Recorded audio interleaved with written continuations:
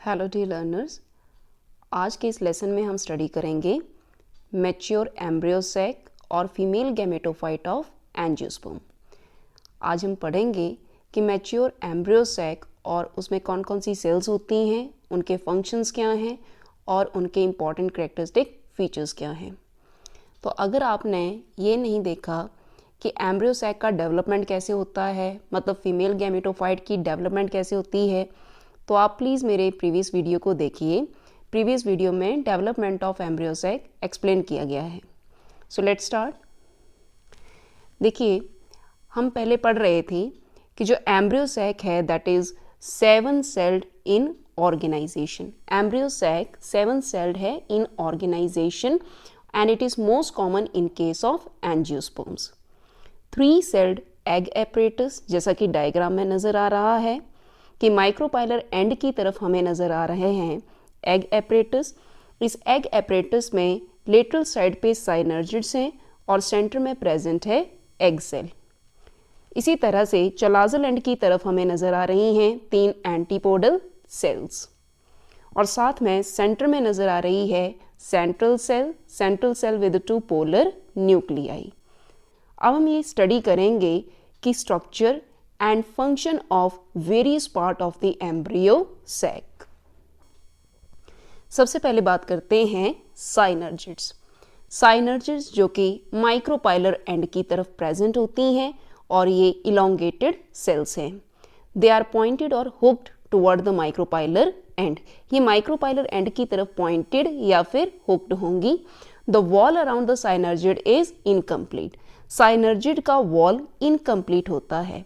Micropylar 1/3 half having distinct wall. Micropylar 1/3 half में distinct wall होगी and chalazal 1/3 lack a wall. और chalazal and की तरफ wall absent होता है। लेकिन अगर हम बात करते हैं एपिडेंड्रम स्कूटेला की, तो एपिडेंड्रम स्कूटेला में साइनर्जिड का कंप्लीट वॉल प्रेजेंट होता है। Filiform apparatus. अब फिलीफॉर्म एपरेटस क्या है? A mass like finger like projection of the wall into the cytoplasm. ये फिंगर लाइक प्रोजेक्शंस हैं and they are present at the micropylar end of the synergid. ये micropylar end of the synergid में present होते हैं finger like projection, जिनको कि हम बोलते हैं फिलीफॉर्म एपरेटस। अब देखिए, ये जो फिलीफॉर्म एपरेटस है it is variable in form. Spherical होता है टॉरिनिया के केस में, वेज शेप है in Petunia and Helianthus and it is rich in polysaccharide. Polysaccharides का अमाउंट ज़्यादा होता है फिलीफॉर्म एपरेटस में। अब अगर हम बात करते हैं साइनर्जिड ऑफ क्रेपिस कैपिलैरिस, अगर क्रेपिस कैपिलैरिस की बात करें तो इस साइनर्जिड में फिलीफॉर्म एपरेटस एब्सेंट होगा। Cytoplasm of synergid is polarized. Synergid का साइटोप्लाज्म कैसा होता है? पोलराइज्ड होता है। Chalazal region of the cell have one large or many small vacuole। Chalazal region में क्या present होगा? One large or many small vacuole present होंगे। Micropylar half of the cell have large amount of cytoplasm and prominent nucleus। तो micropylar half में present होता है large amount of cytoplasm और साथ में dominant nucleus क्या होगा? Present होगा। Cytoplasm is rich in mitochondria, endoplasmic reticulum and dictyosomes. Lipids, RNA and protein are also abundant in the cytoplasm। और अगर हम कॉटन प्लांट की बात करें तो कॉटन प्लांट के साइटोप्लाज्म में प्रेजेंट है प्लास्टिड्स और इन प्लास्टिड्स में प्रेजेंट होता है starch. Synergids are ephemeral structure. देखिए, जो साइनर्जिड्स होती हैं वो एफिमेरल स्ट्रक्चर हैं। तो एफिमेरल का मतलब होता है short duration. One synergid degenerate before the entry of the pollen tube into the embryo sac and other called persistent synergid। देखिए, एक साइनर्जिड तो डीजनरेट होती है। कब डीजनरेट होती है? Before the entry of the pollen tube into the embryo sac and other called persistent synergid। और ये जो persistent synergid है it degenerate shortly after the embryo sac has received the pollen tube discharge. जैसे ही embryo sac में pollen tube discharge receive होता है तो ये परसिस्टेंट साइनर्जिड भी क्या हो जाती है? डीजेनरेट हो जाती है। इन कॉटुला ऑस्ट्रेलिया, अगर हम कॉटुला ऑस्ट्रेलिया की बात करें तो one of the साइनर्जिड become swollen, एक साइनर्जिड इसमें स्वॉलन होगा, एंड हॉस्टोरियल इन नेचर, और इसका नेचर कैसा होता है, हॉस्टोरियल नेचर का होता है।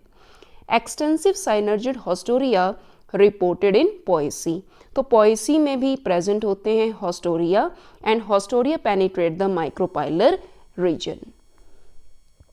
देखिए डायग्राम से क्लियर करते हैं, ये हमारे पास मैच्योर साइनर्जिड का डायग्राम है।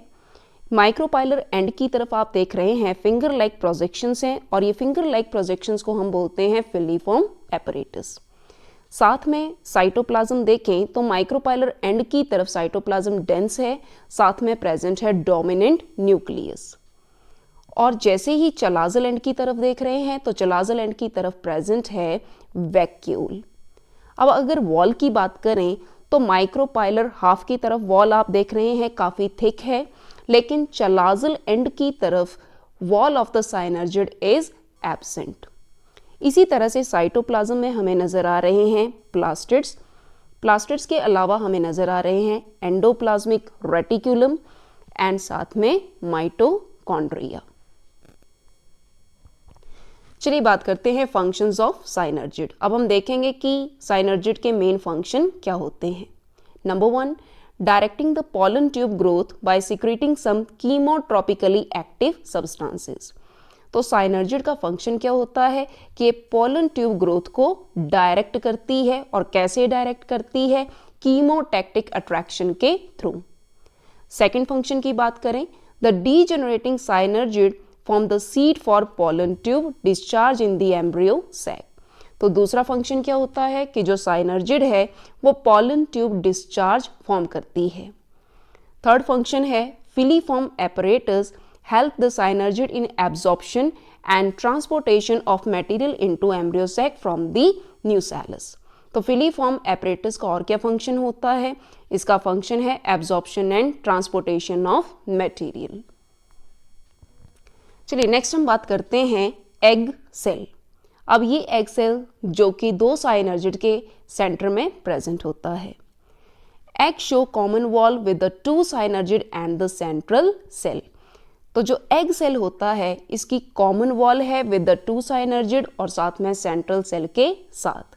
The wall is thicker in the micropylar region but become thinner toward the chalazal side. इसका वॉल माइक्रोपाइलर रीजन की तरफ तो थिकर होगा, लेकिन चलाजल एंड की तरफ कैसा होता है, थिनर होता है। Wall appear to be present all over the egg cell in Epidendrum scutella. अगर हम एपिडेंड्रम स्क्यूटेला की बात करें तो एग सेल में ओवरऑल वॉल प्रेजेंट होती है। Egg cell wall is traversed by plasmodesmata on the sides of two synergids and the central cell but not at its outer face. अगर हम बात करें तो एग सेल वॉल प्लाज्मोडेस्माटा के through connected होता है टू साइनर्जिड्स के साथ और साथ में सेंट्रल सेल के साथ। Egg cell is polarized. Egg cell कैसा होता है, साइटोप्लाज्म की डिस्ट्रीब्यूशन की बात करें तो कैसा होता है, पोलराइज्ड होता है। Micropylar end of the cell is occupied by large vacuole. Micropylar end की तरफ क्या प्रेजेंट होगा, लार्ज वैक्यूल प्रेजेंट होगा। Distribution of the vacuole and cytoplasm in the egg cell is just opposite to that in the synergid। अगर हम vacuole और cytoplasm की distribution की बात करें तो एग सेल में बिल्कुल अपोजिट है as compare to synergid. Young egg cell is rich in organelle. तो एग सेल में ऑर्गेनेलीज का अमाउंट ज़्यादा होता है। At maturity organelle become scarce indicating poor physiological activity. लेकिन जैसे ही एग सेल मैच्योर होती है तो मैच्योरिटी पे ऑर्गेनेलीज कैसे हो जाएंगे, स्केर्स। इसका मतलब ये हुआ कि physiological activity that go on decreasing. Dictyosome are either absent or few in number. Dictyosome या तो एब्सेंट होते हैं या फिर इनका नंबर कम होता है। Egg cytoplasm is rich in ribosome. तो एग साइटोप्लाज्म में राइबोसोम का अमाउंट क्या होगा, ज़्यादा होगा। इन प्लम्बैगो कैपेंसी, अगर हम प्लम्बैगो कैपेंसी की बात करें, many finger like wall projections arise at the micropylar end of the egg cell. In the absence of synergid in this plant, the egg cell seems to have taken over the role of synergid in addition to its own gametic function. तो अगर हम प्लम्बैगो कैपेंसी की बात करें तो प्लम्बैगो कैपेंसी में egg cell में ही present होती है वॉल प्रोजेक्शंस, जबकि हम पढ़ते हैं कि ये वॉल प्रोजेक्शन या फिंगर लाइक स्ट्रक्चर वैसे कहाँ पर होती हैं, ये साइनर्जिड में होती हैं. इसका मतलब ये हुआ कि इस प्लांट में एग सेल में ही प्रेजेंट होती हैं वॉल लाइक प्रोजेक्शंस, मतलब कि साइनर्जिड की तरह काम करती है एग सेल. इन क्रोटेड्रिया जुबेटा, अगर हम क्रोटेड्रिया जुबेटा की बात करें, एग में डेवलप इनटू हॉस्टोरियम. तो इस प्लांट में जो एग है that develop into haustorium. Now let's talk about the antipodal cell. अब हम बात करेंगे एंटीपोडल सेल्स के लिए. Greatest variation amongst all the cells of the embryo sac. Embryo sac में जितनी भी सेल्स होती हैं उनमें सबसे ज़्यादा वेरिएशन शो करती हैं antipodal cell. Usually they degenerate before और सून आफ्टर फर्टिलाइजेशन. ये फर्टिलाइजेशन से पहले या बाद में डिजेनरेट होंगी. In the Sapotaceae and Thismiaceae the antipodal nuclei degenerate even without organizing into cells. तो अगर हम सेपोटेसी और थिस्मिएसी की बात करें तो इनमें एंटीपोडल न्यूक्लियाई डीजनरेट होते हैं without formation into the cells. In many plants, the antipodals are persistent and show some structural and cytological features suggesting their possible role in nutrition of the embryo sac. कुछ एक plant में देखा गया है कि जो एंटीपोडल्स हैं वो परसिस्टेंट होते हैं और उनके स्ट्रक्चरल एंड साइटोलॉजिकल फीचर्स ये बताते हैं कि इनका फंक्शन क्या होता है, nutrition of the embryo sac. देखिए इन सेसा पेनिकुलेटा की बात करें तो इस प्लांट में एंटीपोडल का नंबर होता है 300. 300 antipodals they are present in Sasa paniculata. इन जियामेज, अगर हम जियामेज की बात करें 20 एंटीपोडल सेल्स प्रेजेंट होंगी, ईच विद 1 to 4 न्यूक्लियाई, और हर एक एंटीपोडल सेल में 1 से 4 न्यूक्लियाई प्रेजेंट होते हैं. मल्टी न्यूक्लिएट एंटीपोडल सेल्स अकर इन टैजेटस. तो टैजेटस की बात करें तो multi nucleate antipodal cells present होंगे टैजेटस में. Antipodal nuclei become polyploid. अब ये पॉलीप्लॉइड क्यों होते हैं? ड्यू टू एंडोपॉलीप्लॉइडी और पॉलीटीनी. तो पॉलीटीनी और एंडोपॉलीप्लॉइडी की वजह से एंटीपोडल न्यूक्लियाई कैसे होते हैं? पॉलीप्लॉइड होते हैं. Antipodals are rich in mitochondria, plastids and dictyosomes. Antipodals में रिच होंगे माइटोकॉन्ड्रिया, प्लास्टिड्स और साथ में डिक्टियोसोम्स. इसके अलावा ascorbic acid, oxidases, sulfahydrils, starch, lipids, proteins also occur in abundance. Very low concentration of RNA and polysaccharide. लेकिन RNA और polysaccharide का concentration बहुत ही कम होता है एंटीपोडल सेल्स में. Hostorial behavior of antipodal cells is known in Haplopappus. Haplopappus में ये देखा गया है कि antipodal cells haustorial behaviour perform करते हैं. In Argemone mexicana the antipodal cells are much larger than the egg और साइनर्जिड. आर्जीमोन मैक्सिकाना में एंटीपोडल सेल्स का साइज एग सेल या साइनर्जिड के कंपैरिजन में बहुत लार्जर होता है. चलिए बात करेंगे functions of the antipodal cells. हम देखेंगे कि एंटीपोडल सेल्स के क्या इंपॉर्टेंट फंक्शंस हैं. Number 1, nutritional role. देखिए antipodal cells nutritional role play करता है और ये स्पेशली न्यूट्रिशनल रोल उस वक्त परफॉर्म करते हैं when they are persistent. Number 2, storage of starch, lipid, proteins which are utilized by the developing endosperm and embryo. तो एंटीपोडल सेल्स का फंक्शन होता है storage of starch, lipid, proteins, और ये कहाँ पे यूज होते हैं? For the development of the endosperm and embryo.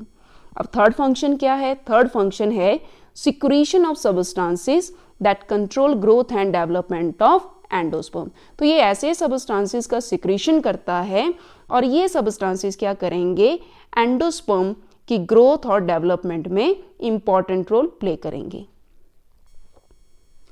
Now let's talk about central cell. अब हम बात करेंगे central cell of the embryo sac, largest cell of the embryo sac. देखिए सेंट्रल सेल लार्जेस्ट सेल होता है embryo sac का। It is mother cell of endosperm और ये एंडोस्पर्म की मदर सेल है, मतलब कि यहाँ से एंडोस्पर्म की डेवलपमेंट होगी। Vacuole of central cell is reservoir of sugar, amino acid and inorganic salt. तो जो वैक्यूल होता है सेंट्रल सेल का, उसमें शुगर्स, एमिनो एसिड और साथ में प्रेजेंट होंगे inorganic salts. Nuclei of central cell are called polar nuclei. Central cell के न्यूक्लियाई को हम बोलते हैं polar nuclei. The two nuclei fuse before or during double fertilization to form the secondary nucleus. अब ये जो दो पोलर न्यूक्लियाई होते हैं, ये पोलर न्यूक्लियाई बिफोर या तो पहले और ड्यूरिंग या तो during the double fertilization fuse करते हैं और फ्यूज करने के बाद ये बनाते हैं secondary nucleus. Unlike the egg cell, the cytoplasm of the central cell is rich in all cell organelles. तो सेंट्रल सेल में सारे ऑर्गेनेलीज प्रेजेंट होते हैं। There are plastids containing starch and sometime protein and phytoferritin. तो central cell में present होते हैं plastid, जिसमें कि प्रेजेंट होगी स्टार्च और साथ में प्रेजेंट होती है protein and phytoferritin. Central cell draw its nutrition from the surrounding nucellus और इंटेगुमेंट। अब सेंट्रल सेल अपना न्यूट्रिशन कहाँ से लेता है? सेंट्रल सेल न्यूट्रिशन लेगा न्यूसेलस से या फिर इंटेगुमेंट से। Wall of central cell is highly variable. Central cell का वॉल वेरिएशंस शो करता है। It is thickest in the region against the nucellus. ये न्यूसेलस की तरफ थिक वॉल्ड होगा and it is thin toward the chalazal end, और chalazal and की तरफ कैसा होता है? ये थिन होता है। In capsula, the central cell possesses numerous spherosomes associated with glyoxysome. तो कैप्सुला की बात करें तो कैप्सुला के केस में सेंट्रल सेल में न्यूमरस स्फेरोसोम्स होंगे और ये स्फेरोसोम्स एसोसिएटेड होते हैं ग्लाइऑक्सिसोम के साथ। और इनका फंक्शन क्या होता है? इनका फंक्शन होता है conversion of fat to the sugar. ये फैट को शुगर में कन्वर्ट करते हैं। So thank you so much for watching this video. I hope आपको मैच्योर एम्ब्रियो सैक और इसके पार्ट्स के बारे में और इसके फंक्शंस के बारे में इम्पॉर्टेंट इन्फॉर्मेशन मिली होगी। तो अगर आपको मेरा वीडियो पसंद आया हो, आप इसको लाइक करें, शेयर करें और मेरे चैनल को सब्सक्राइब करें। जैसे ही आप सब्सक्राइब करते हैं तो बेल आइकन प्रेस करें, जिससे आपको मेरी जितनी भी फर्दर वीडियो की नोटिफिकेशंस होंगी वो टाइम से मिलती रहेंगी। Thank you so much.